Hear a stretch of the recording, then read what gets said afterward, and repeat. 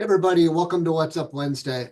Last week, I talked a little bit about applying for a job, talked about preparing a resume, how to submit a resume, and just general professionalism. And I made a comment at the end that I was going to talk about maybe interviewing skills today, but I think anybody can Google interviewing skills and tips to prepare yourself. So I'm not going to cover that. The only thing I would cover or want to say is that many interviews today are just like this. They're video based, Zoom, Teams, some other platform. Show up professionally and make sure you have a nice backdrop, even if you want to create, a backdrop behind you, not something live like what I have right now.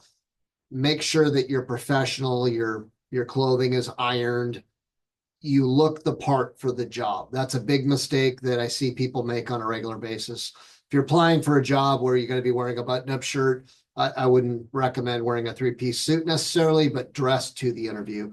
So with that said, a topic was brought up by our resource director, Melanie Taylor, about engagement, employee engagement and disengagement. So that's what I want to talk about this week. And I know that I've talked about this in the past for those who follow What's Up Wednesday, is that I had this idea in my mind for many years what loyalty looked like from employees. And loyalty and employee engagement are kind of two different things, or they're connected, I should say. So the more engaged, the happier somebody is in their job, the more likely they are to stick around.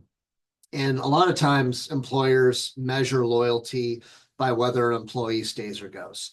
And I think that the landscape of employment has changed a lot. The average tenure of a salaried employee is about 3 or 4 years now, where it used to be that an employee would work 2 or 3 jobs in their entire career. So a lot of things have changed. And I think that employers put a lot of effort into engagement. And the reality is I think we should focus our attention more on how we as employers treat employees, and as employees, how we treat our employers. So it's a reciprocal thing, and not worry so much about how engaged management or employees are.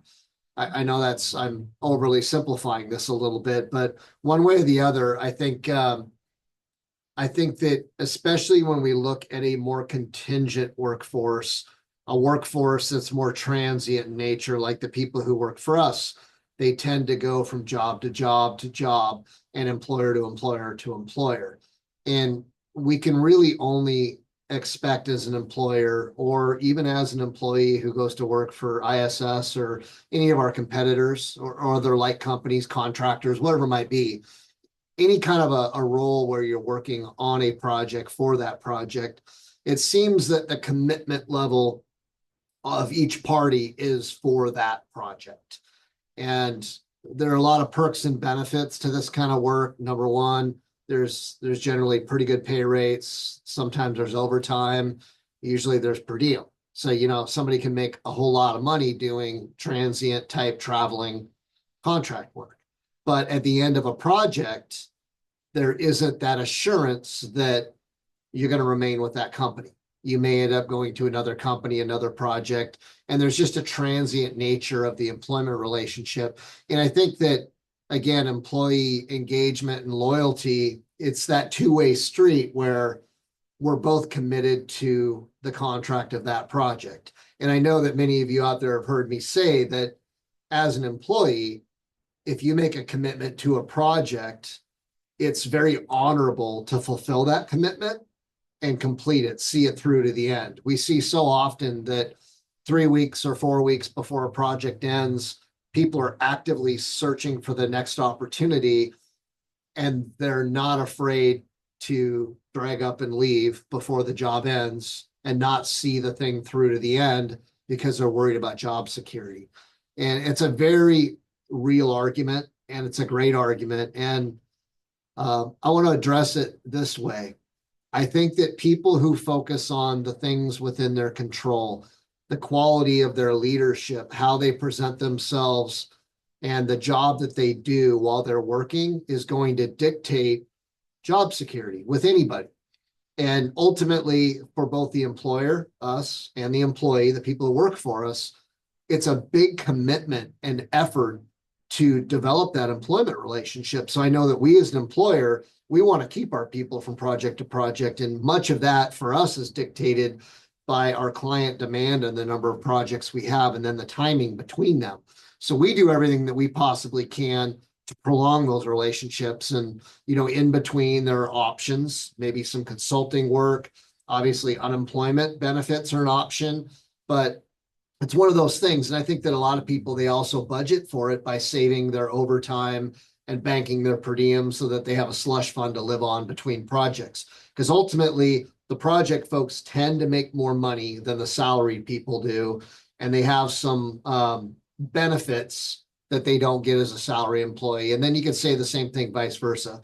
Salaried employees like me, we have some benefits that maybe contract folks don't have. So think about it that way a little bit. I've always said, pick an employer, choose an employer, don't choose a job. And my plea for everybody who works for us out there, or people who want to work for us, is let's make this thing long-term, and let's do what we can to work together to find long-term solutions.